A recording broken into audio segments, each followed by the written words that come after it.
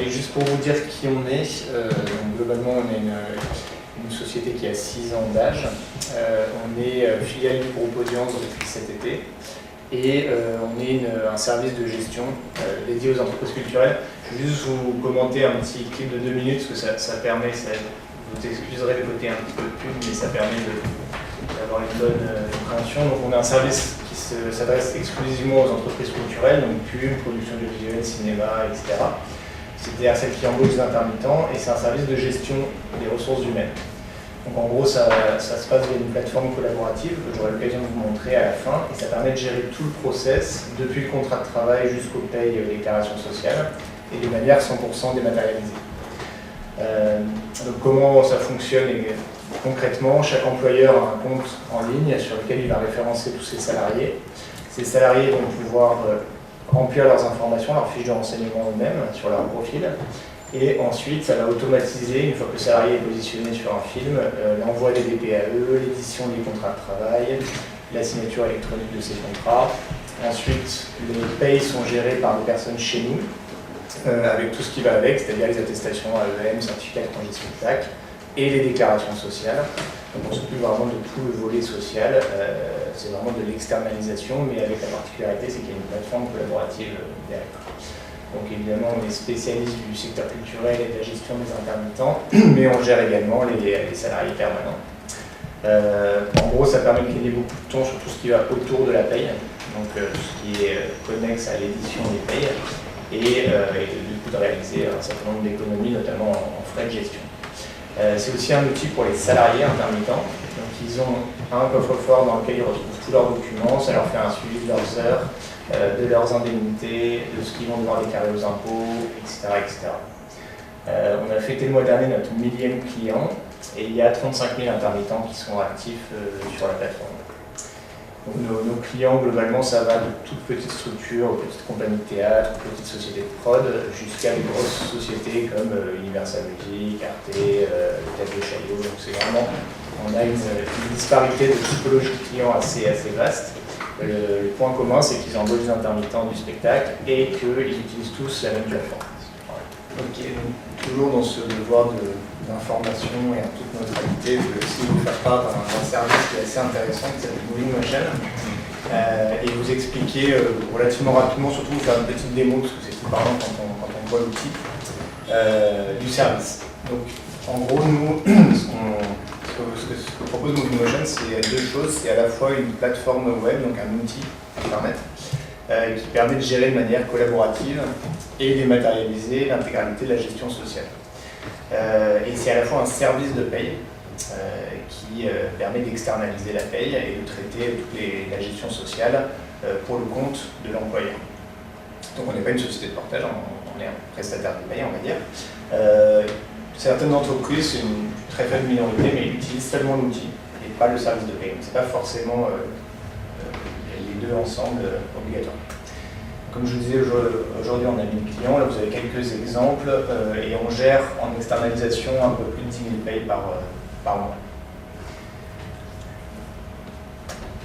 Alors, pour reprendre un peu le processus de gestion sociale, et c'est ce que je vais vous illustrer à travers la présentation, vous devez être assez familier, donc je vais aller vite, mais en gros, pour embaucher un salarié, on va prendre l'exemple d'un intermittent, parce que c'est là que c'est peut-être le plus laborieux. On va récupérer ces informations administratives si on ne les a pas. On va l'affecter sur un planning, on va faire sa DPAE, on va faire son contrat de travail, l'élaborer, enfin le rédiger et puis le signer. On va à la fin du mois revoir les éléments de paye, enfin à la fin du mois, quand on veut faire la paye et voir s'il n'y a pas eu des éléments qui ont changé ou des éléments à compléter, des heures sup, des frais, des primes, des choses comme ça. Ensuite, ces éléments, on va les transmettre à la personne qui fait la paye, donc soit une personne en interne de l'entreprise, soit un prestataire externe, qui va faire le travail d'édition et de calcul des bulletins de salaire, qui va les envoyer à l'employeur, et l'employeur va devoir les transmettre aux salariés.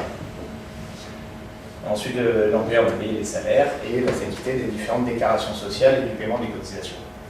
Nous, c'est tout ce process-là qui, pour une bonne partie jusqu'à l'étape 5, on va dire, normalement se fait sur des outils et des environnements variés pour l'employeur, qu'on va fédérer au sein d'un même outil. Donc en gros, les principales fonctionnalités, après je vais aller sur la plateforme, c'est la gestion des fiches salariées dans une base de données collaborative. Donc collaborative à deux égards, c'est-à-dire que l'employeur, plusieurs chargés de production, directeurs de production, etc. peuvent travailler sur les mêmes données salariées, mais également les salariés eux-mêmes ont un accès à leur propre profil pour modifier leurs informations, les mettre à jour, ils déménagent, ils changent de banque, etc. C'est aussi du coup, comme les salariés ont un profil, ils peuvent également mettre à jour leur CV et donc être visibles dans l'annuaire. Vous avez la possibilité de chercher des compétences sur plus de 35 000 profils sur la plateforme et de diffuser des annonces d'emploi qui sont visibles par ces personnes. Donc ça c'est la partie vraiment de job board qui est... Est-ce qu'une personne, un salarié, peut avoir deux fiches, une, je sais pas, une réalisateur et un autre monteur? Oui, alors il n'aura pas vraiment deux fiches, il aura une fiche mais avec deux emplois. D'accord. Ouais. L'idée c'est vraiment qu'un salarié ait un seul profil sur Dailymotion, même s'il a plusieurs employeurs, et tout va venir se fédérer sur son profil. Si d'aventure le salarié a deux profils parce qu'il a été invité sur deux adresses email différentes par exemple, nous on les fusionne derrière pour que justement il ait un seul accès. Ensuite, il y a une gestion centralisée des plannings. Alors vous allez voir, en termes de planning, c'est vraiment des affectations assez simples. Hein, c'est qui travaille sur quel projet, à quelle date, etc. On s'interface aussi avec des vrais outils de planning, de type Postcop, Eventsoft, etc. Si les structures en ont besoin, alors en général, c'est plus des structures de post-prod qui utilisent des outils comme Postcop. Et de la même manière, l'aspect collaboratif fait que les différentes personnes côté employeur vont avoir à travailler sur les mêmes données. Donc, vont voir sur des structures un peu importantes parfois que tel salarié est déjà recruté par un de ses collègues. Et le salarié lui-même va être informé de son planning, donc s'il n'est pas d'accord, il va pouvoir réagir. Ensuite, ça envoie automatiquement, on est interfacé avec l'URSSAF, donc les DPAE, avec l'accusé de réception qui revient sur la plateforme. On a une édition automatique des contrats de travail qui peuvent être soit imprimés, soit signés électroniquement en ligne par l'employeur et par les salariés. Donc on a à la fois une possibilité de signer massivement les contrats, mais aussi de piloter en temps réel quels contrats sont signés, relancer les salariés qui ne les ont pas signés, etc. Et enfin, on a un contrôle des variables de paie avant traitement, donc avec un tas d'alertes conventionnelles, je vous montrerai quelques exemples, qui permet par exemple à la personne qui va être en charge de l'administration ou qui a une notion de paie au sein d'entreprise, d'appliquer un contrôle sur tout ce qui a été déclaré par exemple par des chargés de production avant de l'envoyer en paie. Enfin, pour les salariés, c'est aussi un outil qui est intéressant, qui est totalement gratuit, qui permet non seulement de fluidifier les interactions avec ses employeurs via sa fiche de renseignement, la vision de son planning, la signature de ses contrats. Ça permet de retrouver tous ces documents de paie de ses employeurs qui utilisent Dailymotion dans un même endroit, mais également de télécharger les documents d'employeurs qui n'utilisent pas la plateforme. L'idée, c'est de pouvoir afficher en temps réel aux salariés une visibilité sur où il en est dans ses 507 heures, combien d'heures il doit faire avant quelle date pour renouveler ses droits, quelles indemnités il va pouvoir toucher, qu'est-ce qu'il va devoir déclarer aux impôts. Justement, la discussion sur le pass, on fait penser, on est en train de refondre cette interface salariée. On a vraiment quelque chose aussi à jouer sur afficher aux salariés, comme s'il fait l'effort de mettre en ligne ses salaires qu'il a touché l'employeur qui n'utilise pas la plateforme, pour tout avoir sur la plateforme. On a la capacité de lui dire combien il va être, potentiellement combien il serait régularisé en fin d'année. Ça, c'est quelque chose qui n'existe pas encore. C'est assez bien. Par contre, il sait qu'est-ce qu'il va devoir déclarer aux impôts. Je vais juste me connecter directement sur la plateforme pour vous faire une petite démo. Alors, je vais aller assez vite sur les différentes fonctionnalités, donc n'hésitez pas à m'interrompre s'il y a des choses où vous voulez que je vous creuse un peu plus. Donc le premier élément à savoir, c'est que c'est une plateforme full web. Donc, je me connecte via un navigateur web, j'ai rien à installer sur mon poste, je peux me connecter depuis un tablette, un téléphone, etc. Donc là, je vais me connecter en tant qu'employeur. Je vais prendre un exemple de super admin dans cette démo pour que ce soit plus rapide. Donc, je vais avoir tous les droits, mais il faut savoir que vous pouvez créer autant de profils que vous voulez et affecter à ces profils des droits d'accès différents. Dire les chargés de production ont le droit de faire les affectations, faire les DPAE, mais pas éditer les contrats, par exemple.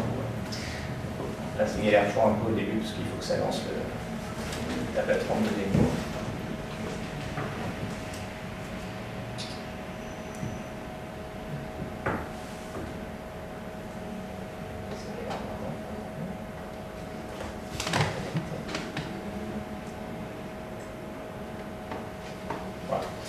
Donc là, la première chose que je vois quand je me connecte, c'est un tableau de bord avec mes différents films, mes différents projets. Des indicateurs RH, et là c'est un petit peu flou, mais ce sont des alertes quand je suis en retard sur un certain nombre de choses. J'ai des DPAE en retard, des contrats non signés, des bulletins qui n'ont pas été édités ou des salariés qui n'ont pas été payés. Si je vais sur la partie salarié, ici je retrouve toutes les personnes avec qui j'ai l'habitude de travailler, plus les administrateurs côté employeur. Pour ajouter un nouveau salarié, en fait c'est très simple. On me demande d'abord son adresse email. Pourquoi? Parce que grâce à ça, je vais pouvoir, l'application va savoir si le salarié existe déjà sur Movingmotion ou pas. Donc une fois que j'ai rentré l'adresse email, si la personne existe déjà, on va me dire que cette personne a déjà un compte sur Movingmotion, et en l'ajoutant à mes contacts, ça va lui envoyer une notification pour qu'il me donne accès à sa fiche de renseignement. Si la personne n'existe pas, ça va lui créer une fiche et lui envoyer un mail pour venir activer son profil. S'il ne le fait pas tout de suite, voire pas du tout, pas obligé, vous pouvez tout à fait bien sûr compléter vous-même ces informations. Ça ne bloque pas si le salarié ne réagit pas à votre sollicitation. Une fois que, si je remplis par exemple les informations et que le salarié active son compte a posteriori, il va avoir les informations que j'ai remplies seront déjà pré-remplies sur son profil, il aura qu'à les valider ou les modifier s'il le souhaite. Donc ça c'est pour la partie salarié. Vous voyez que sur les salariés, je peux leur donner des droits d'administration. Par exemple ici, j'ai donné le droit de charger de production à cette personne, qui est un profil que j'ai moi-même créé en donnant des accès spécifiques pour la charge de production. La partie recherche, je peux chercher dans l'annuaire de Movingmotion par nom, prénom, mais je peux également dire que je veux chercher dans la prod audiovisuelle tous les gens qui sont dans les métiers de l'image, je peux aller jusqu'au poste, je peux donner une zone géographique, des dispos, et ça va me sortir les profils disponibles dont je vais pouvoir aller consulter les CV. Et je peux également diffuser les annonces d'emploi. Si je rentre dans le vif du sujet du processus qu'on a vu tout à l'heure de gestion sociale, donc on a vu la partie récupération des informations salariées. Là, j'ai mes différents projets avec, donc là je suis administrateur, donc je vois tous les projets, mais sinon je pourrais avoir un périmètre sur certains projets seulement, avec des alertes quand je suis en retard sur un certain nombre de choses, toujours. Je vais cliquer sur ce projet, j'accède à un espace dédié où j'ai un tableau de bord qui me dit où j'en suis dans mes différentes démarches. Est-ce que j'ai bien rempli est-ce que j'ai pourvu tous les postes que j'avais prévus? Est-ce que j'ai envoyé mes DPAE, signé mes contrats, édité mes bulletins? Enfin, on retrouve les étapes qu'on a vues tout à l'heure. Ici, j'ai le coût global du projet qui est calculé et mis à jour en temps réel. Quand on saisit un brut, on est capable de vous donner de manière très précise le coût global que ça va représenter.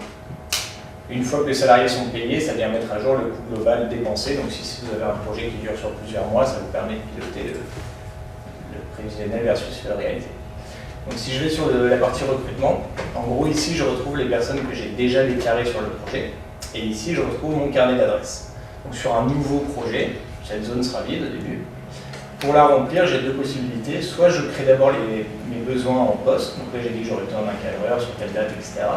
Et ça va venir incrémenter mon budget. Et ensuite, je pourrais choisir les gens qui vont venir composer ce poste. Soit je sais déjà avec qui je veux bosser. Là, je travaille avec Nicolas. Je le fais glisser soit sur un poste vacant, soit sur un nouveau poste. Donc ici, on me propose de le recruter comme cadreur parce que c'est le poste principal qu'il a mis sur sa fiche. Mais je peux tout à fait venir changer et choisir un autre poste. Là, c'est libellé dans la convention collective. On me dit que c'est un technicien cadre, on affiche son minimal conventionnel. Donc là, il trouve que je vais rentrer une rémunération, donc je vais volontairement mettre une rémunération inférieure. Et je vais sélectionner des dates. Alors ces dates, elles peuvent tout à fait être discontinues, mais elles peuvent être également, bien sûr, continues. Ce qui est intéressant, c'est que vous voyez ici, ça vient mettre à jour automatiquement le net estimé ou le global estimé. Et ça vous affiche un certain nombre d'alertes. Alors ces alertes, ça peut être Nicolas. Alors, je vais faire. Voilà. Ça va être Nicolas ne semble pas être dispo à ces dates-là, soit parce qu'il a été recruté par un autre employeur, soit parce qu'il a mis lui-même dans son agenda qu'il n'était pas dispo. Attention, vous avez positionné un jour férié et vous ne l'avez pas majoré. Donc là, je peux choisir d'appliquer la majoration. Attention, vous avez déclaré 40 heures de travail, vous devriez déclarer 5 heures sup à 125. Et attention, vous êtes en dessous du minima conventionnel. Donc toutes ces alertes, en fonction du paramétrage qu'on met sur l'entreprise, par défaut, elles ne sont pas bloquantes. Et on peut choisir de les rendre automatiques bloquantes, c'est-à-dire que dès qu'il y a des heures sup, ça vient les créer automatiquement. Là, dans ce paramétrage, c'est un paramétrage où je peux moi-même aller sur les heures supplémentaires et dire il y a eu 5 heures sup à 125, comme me l'indique l'alerte qui est en dessous. Et dans ce cas-là, ça fait disparaître l'alerte. Là, je vous montre maintenant, mais souvent c'est des choses qu'on va venir paramétrer à l'issue du contrat, mais les frais, les indemnités kilométriques, tout ça peut rentrer aussi dans cet aspect-là. Par défaut, la personne va recevoir un message qui l'informe de son planning et des conditions de son recrutement. Je peux mettre des informations complémentaires ou je peux désactiver l'envoi du message. Je clique sur recruter et à ce moment-là, je pourrais toujours venir apporter des modifications en cours de mois, mais sinon ce sont les seules informations que j'aurai à saisir. C'est-à-dire que la DPAE, elle va se faire directement en un clic, on est en interface avec l'URSSAF, elle part à l'URSSAF. Dès qu'on récupère le retour de l'URSSAF, on a l'accusé de réception qui est disponible ici directement dans l'application. Le contrat de travail, il est directement disponible au format Word ou PDF, mais je peux également le signer électroniquement. Alors là, je vous montre, toujours avec les mêmes utilisateurs, comment signer un contrat, mais souvent ce qui se passe, c'est que c'est avec une autre personne qui va se connecter, qui va avoir tous les contrats prêts, qui va les sélectionner et qui va tous les signer là. La signature électronique, le fonctionnement est assez simple, ça génère un modèle de contrat, soit selon nos modèles par défaut, soit selon vos propres modèles dans lesquels on vient mettre des balises. Et ça fonctionne comme un public postage Word, donc là vous pouvez visualiser le modèle par défaut. Tout ce qui est gras, c'est les variables. Voilà. Et les conditions générales. Donc ça c'est un modèle technicien, évidemment on a plusieurs modèles possibles, technicien, libre, représentant, etc. Je certifie l'ensemble des documents, parce que j'aurais pu sélectionner plusieurs contrats. Et ensuite, j'ai un élément visuel qui va apparaître dans mon contrat, qui est la signature scannée si j'ai pris le temps de le faire sur mon profil, sinon je pourrais la dessiner. Et un code qui est transmis sur mon téléphone portable, que je vais pouvoir saisir pour justifier que c'est bien moi le signataire du contrat. Donc pareil, si j'avais sélectionné 50 contrats, j'aurais un seul code et pas 50. Je lance la signature, le ou les contrats sont signés et transmis aux salariés pour signature à leur tour dans leur espace perso. Tous les cas de figure sont gérés, c'est-à-dire je ne vais pas rentrer en détail, mais vous voyez, par exemple ici on voit avenant requis, ça veut dire qu'après la signature du contrat, j'ai rajouté des dates ou j'en ai enlevé. Dans ce cas-là, l'application automatiquement propose de signer un avenant au contrat. Au niveau de la paye, donc, je retrouve toutes les personnes que j'ai déclarées. Si j'ai des éléments à apporter, des acomptes, on gère les actes analytiques. Si je veux apporter des éléments de type heures sup, frais, primes, etc., je le fais à ce niveau-là. Là, je vais plutôt prendre ma casquette de responsable paye ou responsable RH, ou gérant parfois en fonction des structures. Donc là, j'ai un récapitulatif de tout ce qui a été déclaré, soit par moi, soit par mes équipes, si on est plusieurs à accéder à la plateforme, avec à chaque fois des alertes conventionnelles qu'on a vu tout à l'heure, le détail des jours, la rémunération, etc. Il faut que tous les bulletins soient prêts, parce que ça veut dire qu'on a toutes les infos pour pouvoir gérer la paye. Et le petit euro, ça veut dire qu'on a les coordonnées bancaires ou pas. Si c'est rouge, on n'a pas les coordonnées bancaires, parce qu'on va pouvoir automatiser les virements. En sélectionnant les lignes ici et en cliquant sur envoyer pour édition, pour les sociétés qui passent la paye chez nous, toutes les données de paye sont transitées vers notre logiciel de paye. Le gestionnaire de la société, parce que chaque société a un gestionnaire dédié, édite les payes, fait les déclarations sociales. Et tout se retrouve ici, bulletin de salaire, AEM et certificat de congé spectacle pour chaque salarié. Sur les AEM et les certificats de congé spectacle, on a un scan de la signature du représentant légal qui est intégré automatiquement. Et l'employeur n'a plus qu'à cliquer sur envoyer au salarié pour que chaque salarié reçoive dans son espace perso ses documents. Donc voilà, ensuite on s'occupe, comme je vous disais, des déclarations sociales, du paiement des cotisations. On a des rapports qui permettent en temps réel de savoir combien d'heures on a déclaré par salarié, quelle masse salariale, par projet, par salarié, etc., de manière consolidée.